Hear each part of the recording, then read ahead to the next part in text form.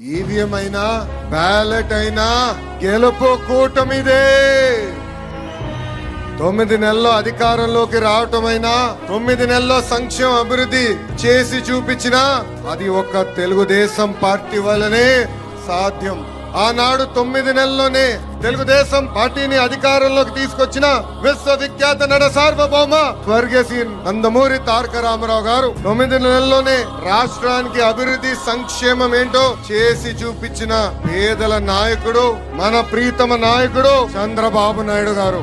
ఈ విజయం ఒక చరిత్ర. పార్టీ ఆవిర్భావం తర్వాత మొదటిసారి 5 గ్రాడ్యుయేట్ ఎమ్మెల్సీలు గాను 5 గ్రాడ్యుయేట్ ఎమ్మెల్సీలు తెలుగుదేశం పార్టీ కైవసం చేసుకుంది. గౌరవ అధ్యక్షుల వారితో చర్చించినప్పుడు గెలుపు కాదు, భారీ మెజార్టీతో గెలిస్తేనే ఇది ఒక గెలుపు అని ఆనాడు చెప్తాం జరిగింది. ఈ రోజు ఇక్కడ నుంచి నేను చెప్తున్నా, గుంటూరు కృష్ణ గ్రాడ్యుయేట్ ఎమ్మెల్సీగా 82,000 మెజార్టీతో గెలిచారు మన ఆలపాటి రాజేంద్ర ప్రసాద్ గారు. ఈస్ట్ వెస్ట్ గోదావరి గ్రాడ్యుయేట్ ఎమ్మెల్సీగా 77,500 ఓట్ల భారీ మెజార్టీతో గెలిచారు మన రాజశేఖర్ గారు. ఈ రోజు నేను గర్వంగా చెప్తున్నా, కౌన్సిల్ లో పులిలాగా మన ఎమ్మెల్సీలు పనిచేస్తున్నారు.